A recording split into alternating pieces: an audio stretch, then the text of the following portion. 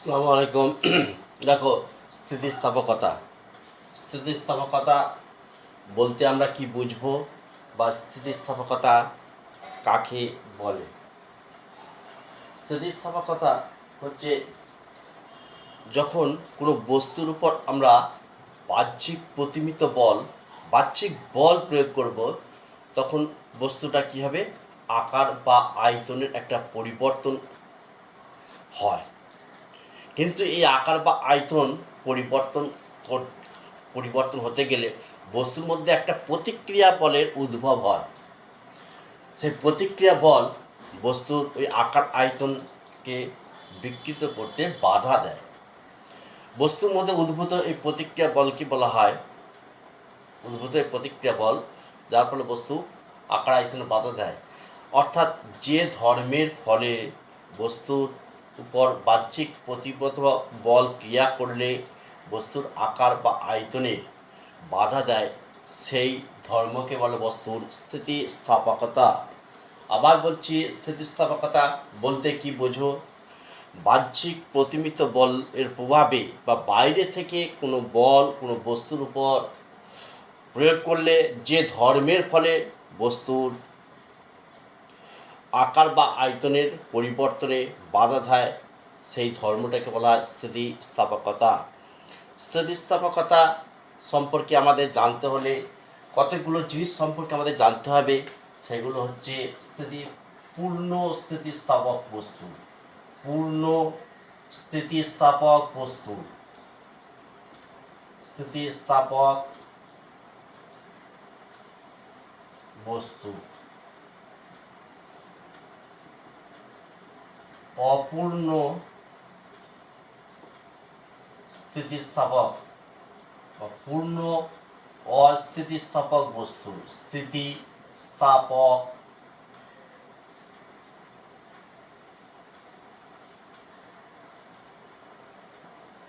3 নম্বর হচ্ছে একান্ত দৃঢ় বস্তু।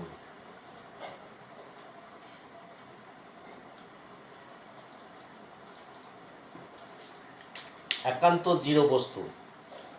পূর্ণ স্থিতিস্থাপক বস্তু বলতে আমরা কি বুঝবো?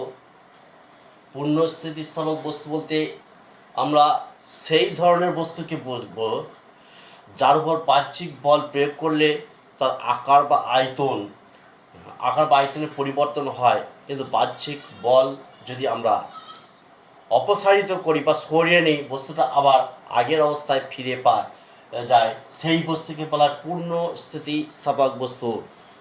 যেমন রাবারে বলকে আমরা যদি দুদিক থেকে সমান মানে বল দিই, রাবারে বলটা চুপসে যায়, অর্থাৎ আকার বা আয়তনের পরিবর্তন হয়। যদি বলটা আমরা সরিয়ে নিই, তাহলে দেখা যায় যে রাবারের বলটা আবার আগের অবস্থায় ফিরে পায়। তাহলে যে বস্তুতে আমরা বাইরে থেকে বল প্রয়োগ করলে বস্তুর আকার বা আয়তনের পরিবর্তন হয়, বল অপসারিত হলে বস্তুটা আগের অবস্থায় ফিরে পায়, সেই ধরনের বস্তুকে বলবো পূর্ণ স্থিতিস্থাপক বস্তু। পূর্ণ অস্থিতিস্থাপক বস্তু কাকে বলবো? যে বস্তুর উপর বল প্রয়োগ করলে বস্তুর আকার বা আয়তনের পরিবর্তন হয়, এবং বাহ্যিক বল অপসারিত হলে বস্তুর আকার বা আয়তনের কিছুটা বিকৃতি থেকে যায়, সেই ধরনের বস্তুকে বলা হয় পূর্ণ অস্থিতিস্থাপক বস্তু। পূর্ণ অস্থিতিস্থাপক বস্তু। একান্ত দৃঢ় বস্তু কাকে বলবো? বাইরে থেকে বাহ্যিক বল যদি প্রয়োগ করলে বস্তুর আকার আয়তনে কিছুই পরিবর্তিত হবে না, সেই ধরনের বস্তুকে বলবো একান্ত দৃঢ় বস্তু। তাহলে স্থিতিস্থাপক কাকে বলে? পূর্ণ স্থিতিস্থাপক বস্তু, পূর্ণ অস্থিতিস্থাপক বস্তু, একান্ত দৃঢ় বস্তু কাকে বলে আমরা জানলাম। এখন আমরা পড়ব স্থিতিস্থাপকতা কোন কোন বিষয়ের উপর নির্ভর করে। স্থিতিস্থাপকতা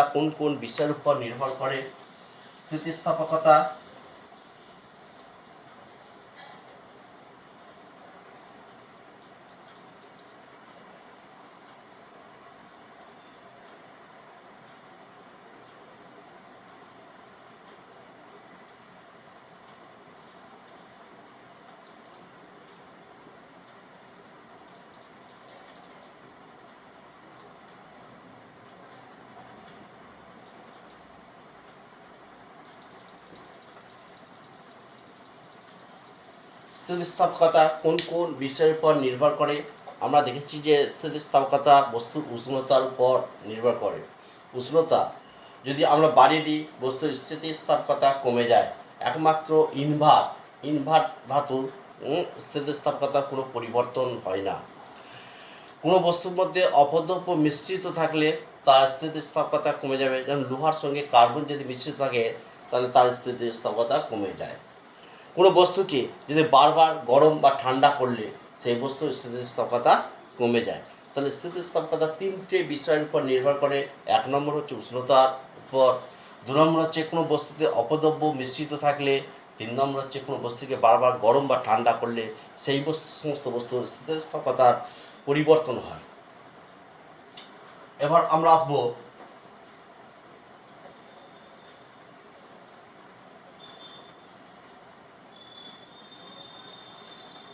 আসবো বিকৃতি।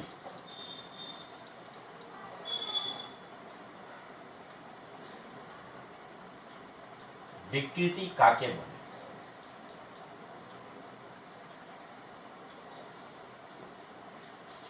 বিকৃতি কাকে বলে? কোনো বস্তুর উপর বাইরে থেকে বল প্রযুক্ত করলে, কোনো স্থিতিস্থাপক বস্তুর উপর বাইরে থেকে বল প্রযুক্ত হলে বস্তুর বিভিন্ন অংশে আপেক্ষিক সরণ ঘটে, যার ফলে বস্তুর আকার বা আয়তন উভয় পরিবর্তিত হয়। একেই বলে বিকৃতি।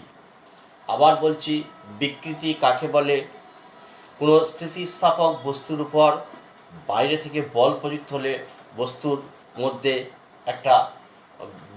বিভিন্ন অংশের মধ্যে একটা আপেক্ষিক সরণ ঘটে এবং বস্তুর আকার বা আকৃতির পরিবর্তন ঘটে। একেই বলা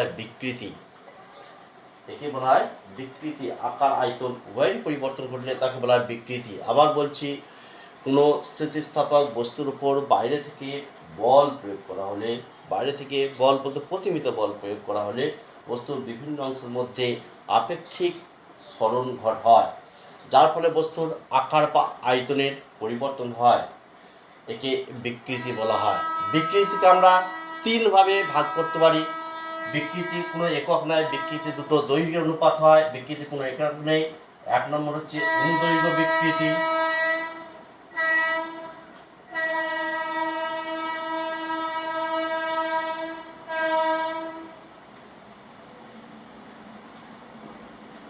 দু নম্বর হচ্ছে আয়তন বিকৃতি,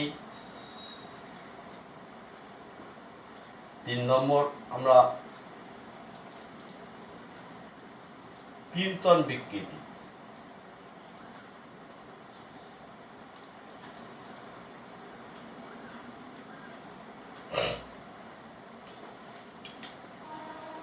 তাহলে অনুদৈর্ঘ্য বিকৃতি কাকে বলবো?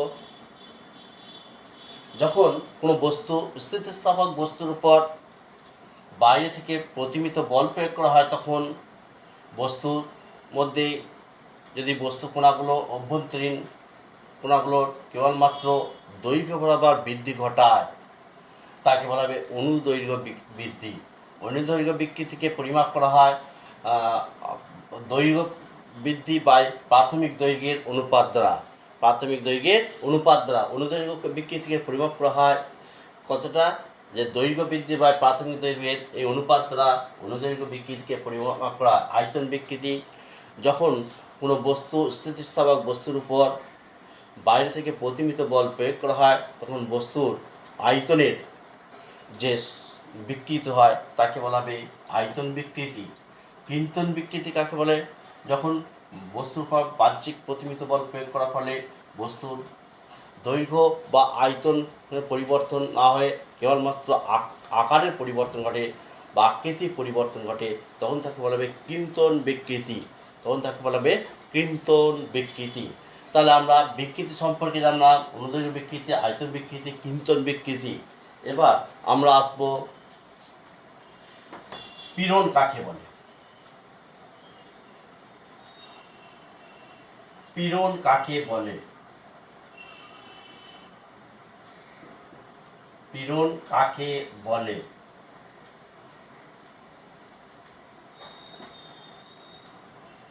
পীড়নের একক।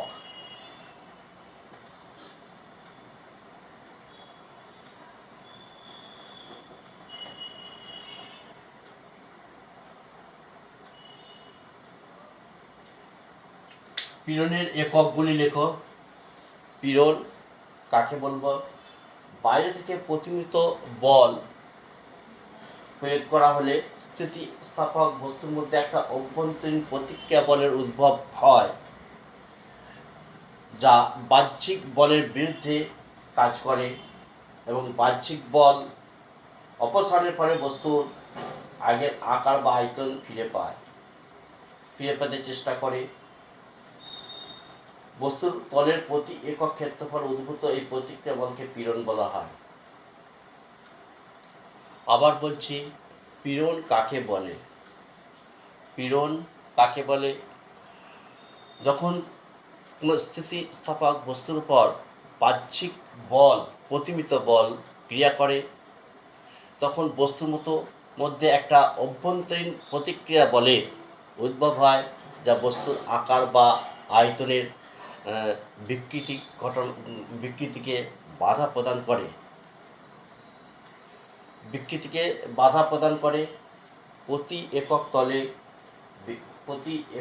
বস্তুর তলের প্রতি একক ক্ষেত্রফলে এই উদ্ভূত বলকে বলা হবে পীড়ন।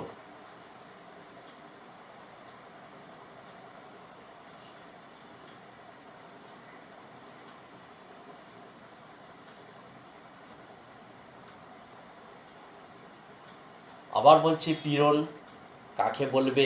পীড়নকে কিভাবে পরিমাপ করা হয়? পীড়ন কাকে বলে? বাইরে থেকে প্রতিমিত বল যদি স্থিতিস্থাপক বস্তুর উপর ক্রিয়া করে, তাহলে বস্তুর মধ্যে একটা অভ্যন্তরীণ প্রতিক্রিয়া বলের উদ্ভব হয়, যা বস্তুর আকার বা আয়তনের বিকৃতির জন্য বাহ্যিক বলের বিরুদ্ধে কাজ করে। বাহ্যিক বল অপসারণে বস্তু আকার বা আয়তনের ফিরে পেতে চেষ্টা করে। বস্তুর তলে উদ্ভূত প্রতি একক ক্ষেত্রফলে উদ্ভূত এই বলকে বলা হবে পীড়ন। প্রতিক্রিয়া বলকে বলা হবে পীড়ন। আবার বলছি, পীড়ন কাকে বলে? পীড়ন কাকে বলে? স্থিতিস্থাপক বস্তুর উপর বাহ্যিক প্রতিমিত বল ক্রিয়া করলে বস্তুর মধ্যে একটা অভ্যন্তরীণ প্রতিক্রিয়া বল বা বিরুদ্ধ বল কাজ করে, যার প্রভাবে বস্তুর আকার বা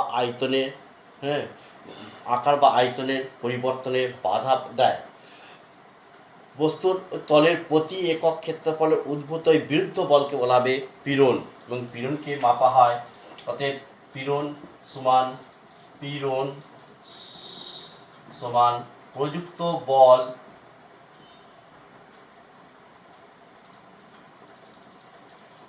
বল বাই প্রস্থচ্ছেদের ক্ষেত্রফল। প্রযুক্ত বল বাই প্রস্থচ্ছেদের ক্ষেত্রফল F বাই A। F হচ্ছে প্রযুক্ত বল, A হচ্ছে বস্তুর প্রস্থচ্ছেদের ক্ষেত্রফল। বস্তুর তলে প্রতি একক ক্ষেত্রফলে প্রযুক্ত বলকে বলা হবে পীড়ন। পীড়নের একক হচ্ছে সিজিএস পদ্ধতিতে পীড়নের একক হচ্ছে ডাইন পার সেমি স্কোয়ার। এটা হচ্ছে সিজিএস পদ্ধতিতে পীড়নের একক ডাইন পার centimetre square.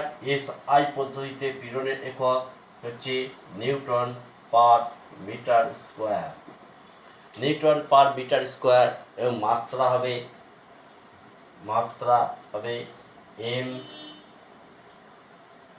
L to the power -1 T to the power -2 পীড়নের মাত্রা। এবার আমরা আসবো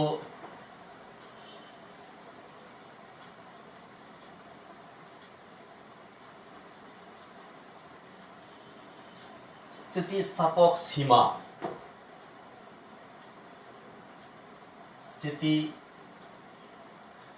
স্থিতিস্থাপক সীমা বা বস্তুর সহনশীলতা। স্থিতিস্থাপক সীমা বা বস্তুর সহনশীলতা বলতে আমরা কি বুঝবো?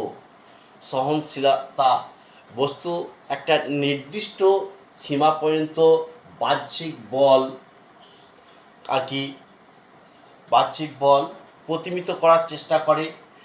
তার থেকে যদি অতিরিক্ত কোনো বল প্রযুক্ত হয় তাহলে বস্তু সহনশীলতা বস্তু তার ওই স্থিতিস্থাপক সীমা ছাড়িয়ে যায়, তাহলে বস্তু সেই নির্দিষ্ট বলকে বলা হবে স্থিতিস্থাপক সীমা, অর্থাৎ বস্তুর সহনশীলতা।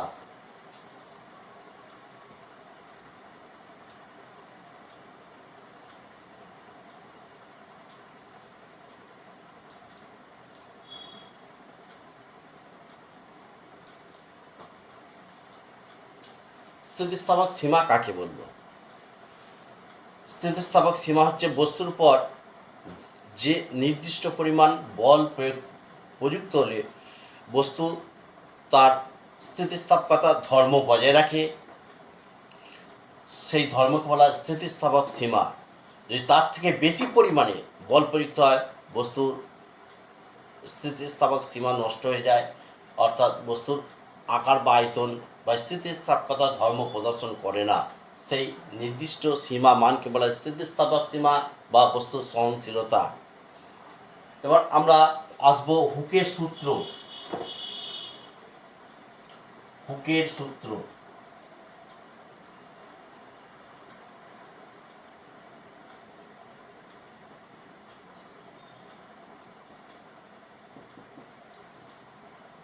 হুকের সূত্র কি?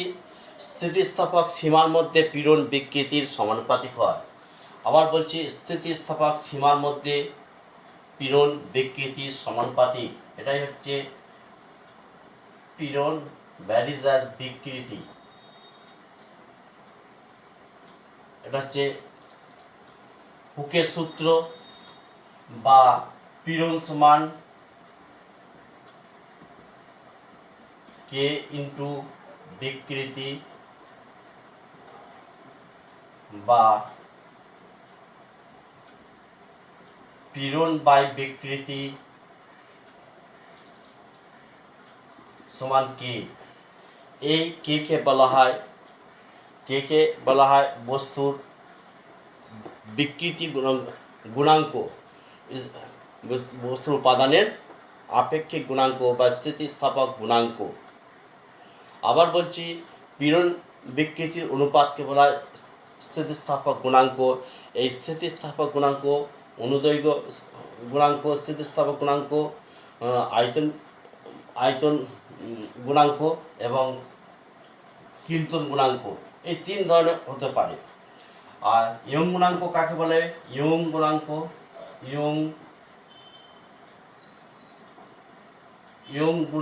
কাকে বলবো? ইয়ং গুণাঙ্ক কাকে বলে?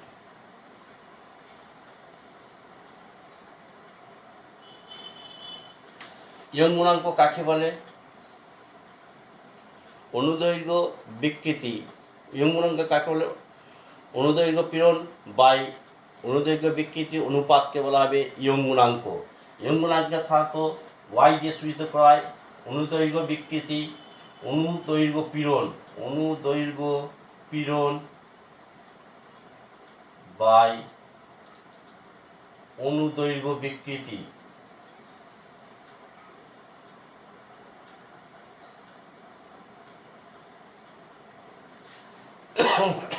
অনুদৈর্ঘ্য পীড়ন সমান এফ বাই এ, অনুদৈর্ঘ্য বিকৃতি এল বাই ক্যাপিটাল এল সমান এফ এল বাই এ এল। এটাকে বলা হয় ইয়ং গুণাঙ্ক। ইয়ং গুণাঙ্ক দুটো এককের অনুপাত হয়। ইয়ং গুণাঙ্কের একক কি?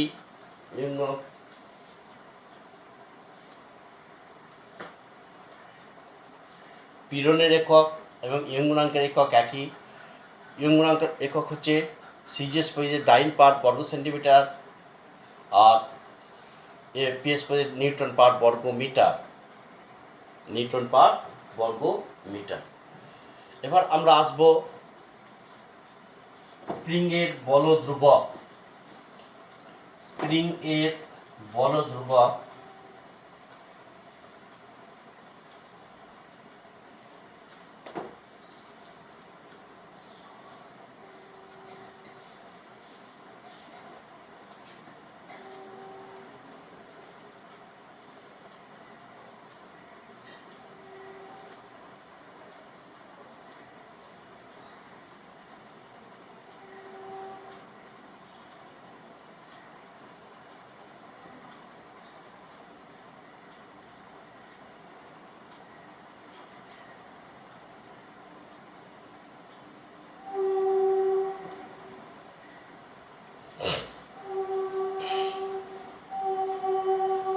এখন স্প্রিং এর বল ধ্রুবক বলতে কি বোঝে? এখন একটা স্প্রিং এর একটা প্রান্তে আটকে অপর প্রান্তে যদি আমরা ভার ঝুলিয়ে দিই, তাহলে কি হবে? স্প্রিংটা একটু দৈর্ঘ্যের পরিবর্তন হয়, অর্থাৎ দৈর্ঘ্যে আংশিক দৈর্ঘ্য বৃদ্ধি পায়। আমরা হুকের সূত্র থেকে কি বলবো? যে পীড়ন বিকৃতির সমানুপাতিক, আমরা পড়েছি পীড়ন বিকৃতির সমানুপাতিক। কতটা বিকৃত? যদি স্প্রিং এর দৈর্ঘ্য বৃদ্ধি, স্প্রিং এর দৈর্ঘ্য বৃদ্ধি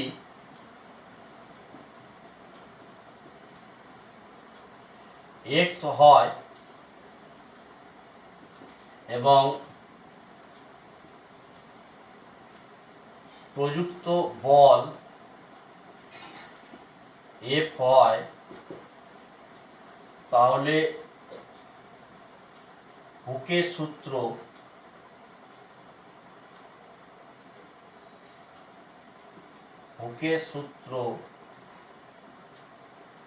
অনুসারে F ভ্যারিজ অ্যাজ x বা F সমান k ইন্টু এক্স,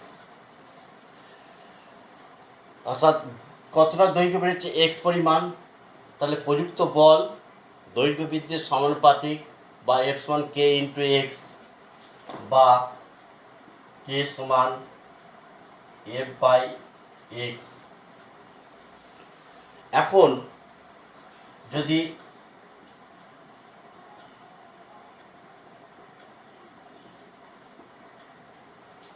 একক দৈর্ঘ্য বৃদ্ধি করা হয়, তাহলে স্প্রিং এর বল ধ্রুবক প্রযুক্ত বলের সমান হয়। তাহলে একক দৈর্ঘ্য বৃদ্ধির জন্য প্রযুক্ত বলকে বলা হবে স্প্রিং এর বল ধ্রুবক। এটা হচ্ছে স্প্রিং এর বল ধ্রুবক। আবার বলছি, একক দৈর্ঘ্য বৃদ্ধির জন্য প্রযুক্ত বলকে বলা হবে স্প্রিং এর বল ধ্রুবক।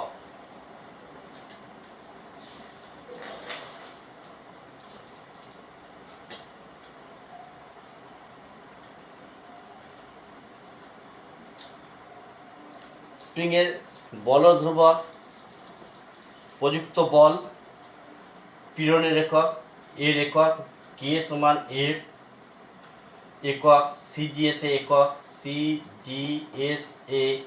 একক হচ্ছে ডাইন পার সেন্টিমিটার, এসআই একক নিউটন পার মিটার। অর্থাৎ স্প্রিং এর বল ধ্রুবক স্প্রিং এর এক প্রান্ত আটকে অপর প্রান্তে যদি আমরা ডব্লু ভার ঝুলাই, তাহলে যদি স্প্রিং এর দৈর্ঘ্য বৃদ্ধি x হয়, স্প্রিং এর দৈর্ঘ্য বৃদ্ধি x হয়, তাহলে স্প্রিং এর বল ধ্রুবক আমরা হুকের সূত্র অনুসারে প্রযুক্ত বল বাই বিকৃতি F varies as x, F সমান k ইন্টু এক্স। এই কে বলা হয় ধ্রুবক, এই k এর মান বা k সমান F বাই x। এখন যদি আমরা এক একক দৈর্ঘ্য বৃদ্ধি করি, তাহলে k সমান F, অর্থাৎ স্প্রিং এর বল ধ্রুবক একক দৈর্ঘ্য বৃদ্ধির জন্য প্রযুক্ত বলকে বলা হবে স্প্রিং এর বল ধ্রুবক। সিজিএস পদ্ধতিতে একক ডাইন সেন্টিমিটার, এসআই পদ্ধতিতে newton per metre. That's all, এ পদ্ধতি আজকে। এই চ্যাপ্টার শেষ হয়ে গেল। এর পরবর্তী আমরা অন্য চ্যাপ্টারে